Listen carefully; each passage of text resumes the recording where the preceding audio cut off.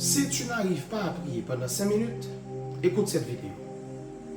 Je te donne des conseils pour pouvoir tenir plus longuement en prière. D'abord, tu dois avoir conscience quand tu pries que tu t'adresses à une personne divine. Beaucoup voient la prière comme un rituel où on récite un ensemble de paroles, ou du moins, la prière, c'est l'apanage des pasteurs, des dirigeants spirituels. Pour pouvoir tenir plus longuement en prière, tu dois avoir une structure, tu dois avoir un plan. C'est ce que l'apôtre Paul appelle prier avec intelligence. La prière avec intelligence, c'est se rapprocher de Dieu avec un plan, avec un but, avec des objectifs bien définis. Par exemple, quand tu vas prier, premièrement, tu débutes ta prière par un temps de remerciement. Tu peux l'appeler un temps d'adoration, un temps de louange, un temps de remerciement. Appelle ce temps comme tu veux, mais débute ce temps de prière par un remerciement. Et là, tu remercies le Seigneur si c'est le soir, tu remercies le Seigneur pour la journée. Si c'est le matin, tu remercies le Seigneur pour la soirée. Tu peux remercier le Seigneur pour les bienfaits qu'il t'a accordés, pour les provisions, pour tout ce qu'il a fait, pour la santé, pour la protection. Donc tu peux prendre un temps, là tu énumères tout ce que Dieu a fait pour toi et tu commences par le remercier. Ensuite, tu enchaînes par un temps de confession, puisque la parole nous demande de confesser nos péchés à Dieu, car personne n'est exempt du péché. Donc là, je commence par confesser, je commence par demander à Dieu pardon pour les péchés dont je suis conscient ou ceux dont je ne suis pas conscient, pour les péchés en parole, en action, en pensée. Donc, pendant ce deuxième temps, je confesse les péchés que j'aurais ou bien que j'avais commis. Troisièmement, je vais commencer par présenter des requêtes en fonction de ma situation, en fonction de ma vie personnelle.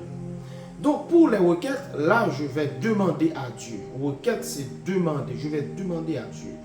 Et là, comme ma vie ou bien la vie de l'homme est complexe, donc je vais regarder les différents compartiments de ma vie pour commencer par adresser des requêtes à Dieu. Par exemple, je vais adresser des requêtes pour ma vie spirituelle, pour demander à Dieu de me fortifier, de me garder, de me permettre de grandir spirituellement, de grandir dans la foi, d'aimer mon prochain. Donc, je vais commencer par prier pour ma vie spirituelle. Également, je vais prier pour ma santé, pour demander à Dieu de me garder en santé. Ou bien, si je suis malade, je vais prier pour avoir la guérison.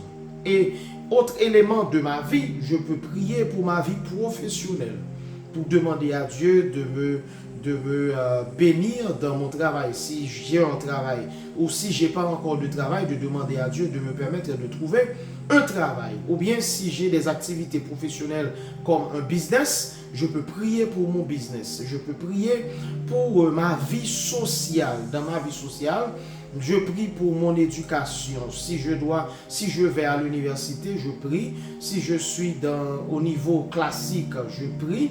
Donc, je prie pour ma vie sociale. Je prie pour mon éducation.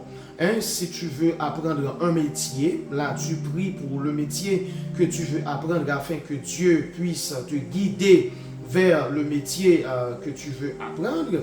Également, tu peux prier pour ta vie sentimentale. Si tu es déjà fiancé, si tu es déjà marié, ou du moins si tu es à la recherche d'un partenaire, donc tu peux prier pour cet aspect-là de ta vie. Tu peux également prier pour l'aspect financier, l'aspect économique de ta vie, pour demander à Dieu de te bénir économiquement, de te bénir abondamment.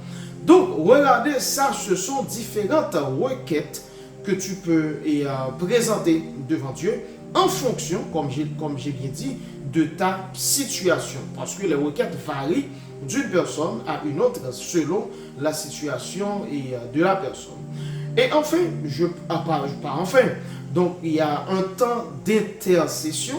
Donc le temps d'intercession, c'est le temps que je vais prendre pour prier pour ma famille, que ce soit la famille nucléaire ou la famille élargie. Et si je suis marié, je peux également prier pour ma belle famille. Également, je peux intercéder pour mon église. S'il y a une personne, s'il y a un membre de mon église qui a un souci particulier, je peux prier pour cette personne, pour son souci particulier. Également, je peux prier pour la ville où j'habite, je peux prier pour mon pays, pour les dirigeants, je peux prier également pour mon quartier, je peux prier pour mon travail, pour les collègues de travail si je travaille, ou bien si j'ai une entreprise, je peux prier pour mes salariés. Donc, remarquez, l'intercession, il y a tellement de choses à demander à Dieu. Donc, et enfin, tu remercies le Seigneur pour le temps que tu viens de passer dans sa présence. Donc, pour tout ce que je viens de vous dire là, à partir de cette structure de prière, chers amis, je vous garantis, vous avez au moins 15 à 20 minutes de prière pour pouvoir passer devant le Seigneur. Et au fur et à mesure que tu avances, au fur et à mesure que tu prends ton élan dans la prière, pour ces éléments que je viens de mentionner là, tu as 30 à 60 minutes de prière non-stop. Donc, chers amis, cette question de ne pas pouvoir tenir pendant 5 minutes en prière, donc ça doit prendre fin. Ça doit prendre fin. Parce que normalement, tu dois pouvoir t'exprimer, vider ton cœur devant le Seigneur dans la prière. Je prie que Dieu te bénisse, qu'il permet à ce que tu augmentes ton temps de prière et conséquemment augmenter ton intimité avec lui. Que Dieu te bénisse richement. À la prochaine.